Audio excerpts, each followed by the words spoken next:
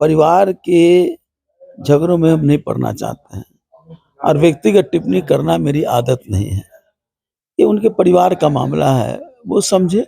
लेकिन एक बात उसके साथ हम जोड़ते हुए कहेंगे कि नीतीश कुमार और एनडीए पूरे बिहार को अपना परिवार मानता है और महागठबंधन अपने सीमेंट के जो दीवार के अंदर जो लोग रहते हैं वो उनका परिवार है।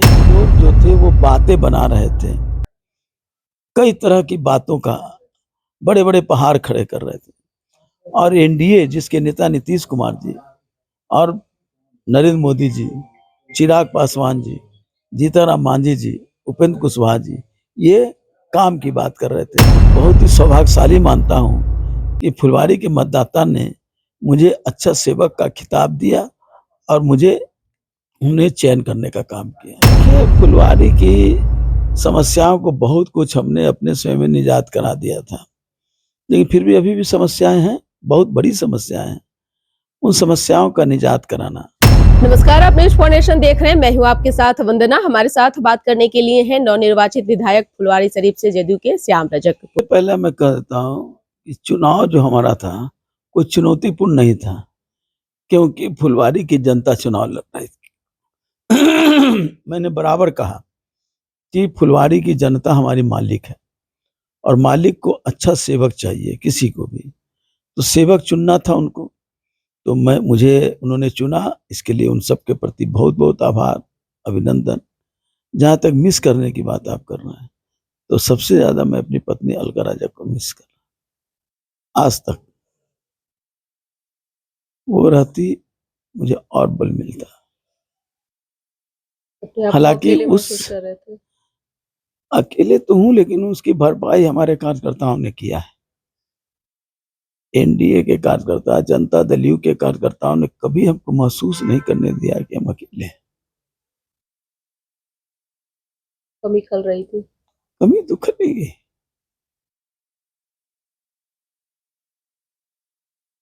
हर बार चुनाव जब जाते थे तो आपके लिए वो तमाम चीजें तैयार करके पहले से रखती थी, खाने पीने से लेकर के हर चीज को। हर चीज के लिए कभी भी हमको कमी महसूस नहीं होने दी। फुलवारी की समस्याओं को बहुत कुछ हमने अपने स्वयं में निजात करा दिया था, लेकिन फिर भी अभी भी समस्याएं हैं, बहुत बड़ी समस्याएं हैं।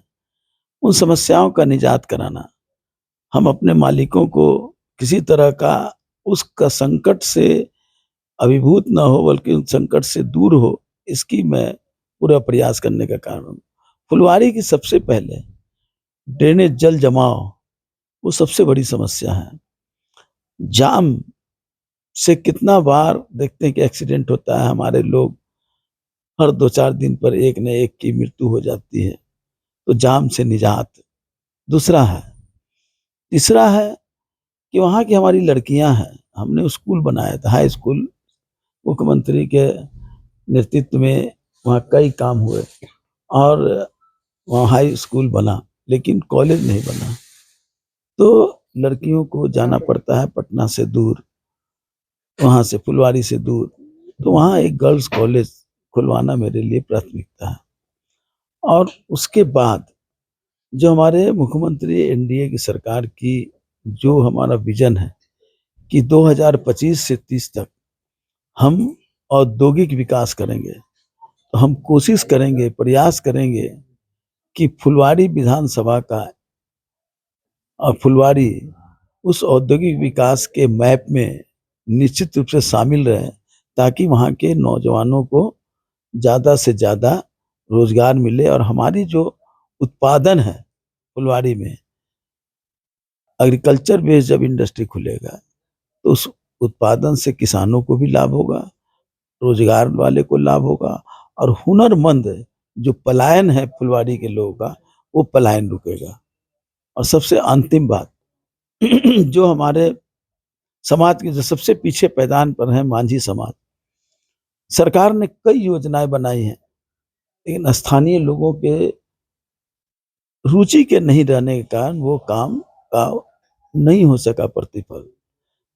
खास करके के मांझी परिवार की लड़कियां आज भी शिक्षा से बहुत दूर है। तो हमारा ये विजन है, हमारा ये संकल्प है कि हम सबसे पहले हर पंचायत के एक टोले में, जो मांझी टोला का जो टोला है, उस टोला में हम प्ले स्कूल खुलवाएंगे अपने राशि से, और उन बच्चियों को हम प्ले स्कूल के माध्यम से शिक्षा के प्रति ज्यादा आकर्षित करेंगे। जब शिक्षा के तो आकर्षित होंगे, फिर सरकारी स्कूलों में उसी से, ये हमारा मूल्यतः पहले है। उसके अलावा तो स्थानीय जो समस्या है उसका तो निष्पादन करना हमारा कर्तव्य है। मैंने पहले भी कहा था और हर बार कहते रहा, ये चुनाव फुलवाड़ी की जनता वर्सेस महागठबंधन है। अब फुलवाड़ी की जनता को तय करना था कि वो जीतेंगे या महागठबंधन जीतेगा। फुलवाड़ी की जनता 5 साल से काफी पीड़ा महसूस कर रही थी और उनको एक अच्छा सेवक चुनना था। और मैं अपने आप को बहुत ही सौभाग्यशाली मानता हूँ कि फुलवाड़ी के मतदाता ने मुझे अच्छा सेवक का खिताब दिया और मुझे उन्हें चयन करने का काम किया। देखिए, सबसे पहले तो मैं ये कहूँ कि ये लड़ाई कोई लोकतंत्र की लड़ाई तो थी ही, लेकिन ये लड़ाई थी बात बनाम काम। एक लोग जो थे वो बातें बना रहे थे, कई तरह की बातों का बड़े बड़े पहाड़ खड़े कर रहे थे, और एनडीए जिसके नेता नीतीश कुमार जी और नरेंद्र मोदी जी, चिराग पासवान जी, जीतनराम मांझी जी, उपेंद्र कुशवाहा जी, ये काम की बात कर रहे थे। नीतीश कुमार ने अपने 20 वर्षों के काल में बिहार को कितना ऊंचा उठाया है, इस बात को बिहार की जनता जान रही थी, देख रही थी, महसूस कर रही थी। एक तरफ काम कर रहे थे और वो लोग सिर्फ बातें बनाने का काम कर रहे थे। उनको चयन करना था, काम वाला चाहिए या बात वाला चाहिए। उन लोगों ने बात वाले को दरकिनार किया और काम वाले को अपार बहुमत से जिताने का काम किया। विकास के विजन को लोगों ने चुना। निश्चित विकास का विजन भी चुना, और सिर्फ विकास का मतलब इंफ्रास्ट्रक्चर नहीं। नीतीश कुमार ने मानवीय विकास को और इंफ्रास्ट्रक्चर विकास को और शैक्षणिक विकास को कई तरह से उन्होंने इस बिहार के आर्थिक उन्नति के लिए, नारी सशक्तिकरण के लिए, जो समाज के सबसे पीछे पैदान पर है उसके सशक्ति, दलित महादलित के सशक्तिकरण और युवा के सशक्तिकरण के लिए जो काम किया है वो ऐतिहासिक रहा है। पूरे देश में सर्वश्रेष्ठ मुख्यमंत्री का कहने वाला अगर कोई है तो वह है नीतीश कुमार। इसलिए बिहार की जनता ने अपने नेता के प्रति समर्पण दिखलाया, अपने नेता के प्रति समर्थन दिखलाया, और उसी का परिणाम है कि जो हम लोग कहा करते थे कि 2025 फिर से नीतीश और 225, तो हम 225 आकार के नजदीक आ गए और नीतीश कुमार के प्रति आम लोगों ने विश्वास व्यक्त किया। इसके लिए हम बिहार की जनता के प्रति धन्यवाद देना चाहते हैं। श्याम जी, आप जब आरजेडी से अलग हुए थे तो आपके ऊपर कई आरोप लगाए गए कि आपके अंदर लालच है, लोभ है, कई तरह की चीजें जो है आरजेडी के नेताओं के द्वारा लगाया गया था। आज परिस्थिति देखिए बिल्कुल बदल चुकी है।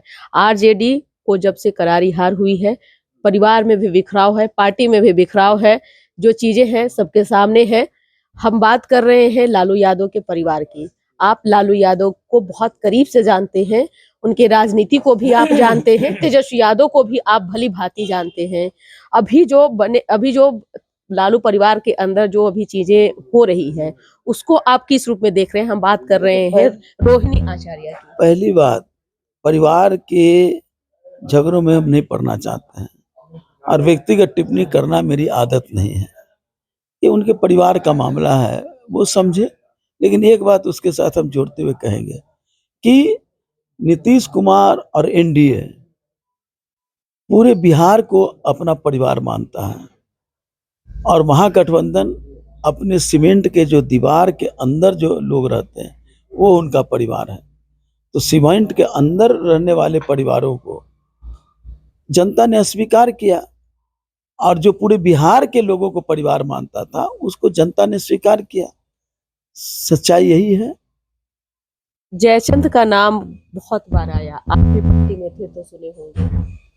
वही जयचंद को बार बार रोहिणी आचार्य भी दोहरा रही थी, तेज प्रताप यादव भी दोहरा मैं रहे तो थे। कह रहा हूँ कि किसी की व्यक्तिगत टिप्पणी करना मेरी आदत नहीं है। मैं चंद्रशेखर जी हमारे राजनीतिक गुरु रहे, मेरे हर तरह के अभिभावक रहे, और उनका ही दिया हुआ था कि व्यक्तिगत टिप्पणी मत करना, विचारों की लड़ाई लड़ना। और नीतीश कुमार भी विचारों की लड़ाई लड़ते हैं और हम भी विचारों की लड़ाई लड़ते हैं। विचार जनता की सेवा, लोगों की सेवा, बिहार का उत्थान, बिहार को फिर से उस दशा में ले जाना जब बिहार विश्व का गुरु कहलाता था। आज हमारे प्रधानमंत्री भारत को विश्व गुरु बनाना चाहते हैं और उसमें बिहार अछूता रह जाएगा तो विश्व गुरु नहीं बनेगा। इसलिए नीतीश कुमार जी की और हम लोग की जिम्मेदारी ज्यादा बन जाती है कि नरेंद्र मोदी जी का जो सपना है भारत को विश्व गुरु बनाना, उस विश्व गुरु बनाने के लिए बिहार की उन्नति उत्थान सबसे जरूरी है और हम उस काम में लगेंगे। अच्छा, सवाल आपसे इसलिए हम कर रहे हैं क्योंकि राजद को सींचने में कई लोगों का योगदान रहा, जिसमें श्याम रजक का भी नाम आता है। पीड़ा तो होती होगी ना कि एक समय था जब आपने एक एक चीजों को कैसे पार्टी को आगे बढ़ाना है, पार्टी को कैसे मजबूत करना है, कैसे प्लेटफॉर्म पे ज्यादा से ज्यादा चीजें आरजेडी के लिए हो, इन तमाम चीजों में आप लोग समय व्यतीत किए थे।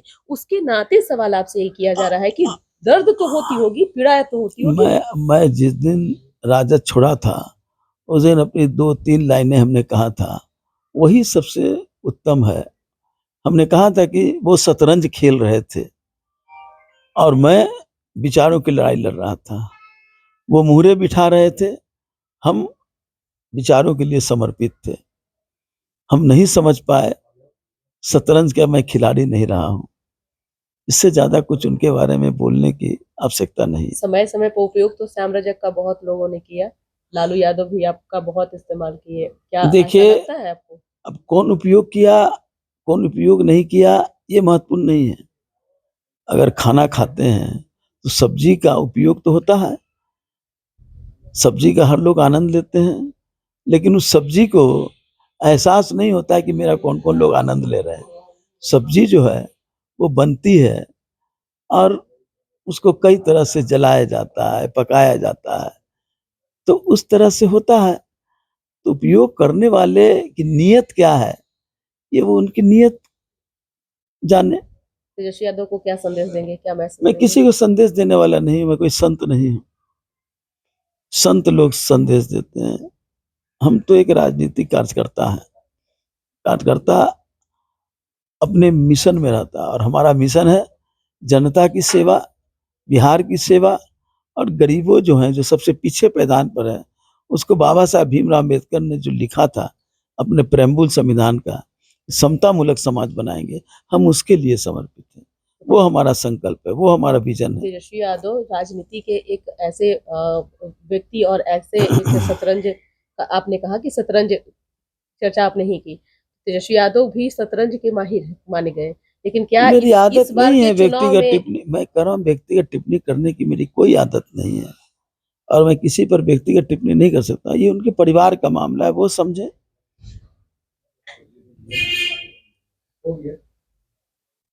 विशेष और आज कुछ बस हमारे कार्यकर्ताओं ने जो बल दिया है, जो ताकत दी है, हम ईश्वर से ही प्रार्थना करते हैं उनका जो सोच रहा है फुलवारी का विकास, फुलवारी की समस्याओं का समाधान, फुलवारी को मलिनता से सुंदरता में ले जाए, उस मिशन को सफल बनाने में ईश्वर मुझे शक्ति दे।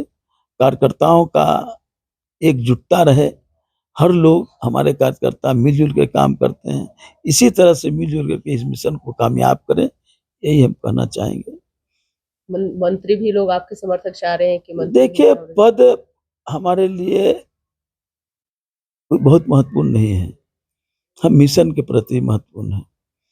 ये मुख्यमंत्री जी के अधिकार क्षेत्र में आता है और मुख्यमंत्री जी अपने अधिकार क्षेत्र में चयन करते हैं।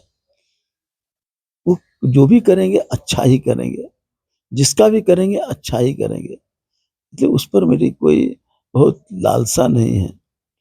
जो करेंगे, मुख्यमंत्री जी हमारे नेता हैं, हर लोग का भविष्य वो तय करते हैं, तो हमारा भविष्य भी वही तय करेंगे। हम उनके प्रति समर्पित हैं। बहुत बहुत शुक्रिया बात करने के लिए। धन्यवाद। तो ये थे फुलवारी शरीफ से नवनिर्वाचित जदयू के विधायक श्याम रजक, जिनसे हमारी बातचीत हो रही थी। लोकतंत्र की यही खूबसूरती है कि विचारों की लड़ाई होती है, व्यक्ति की लड़ाई नहीं होती है। आप अपना कमेंट बॉक्स में ओपिनियन जरूर दीजिएगा अब अगर आप इस खबर को देख रहे हैं तो। धन्यवाद।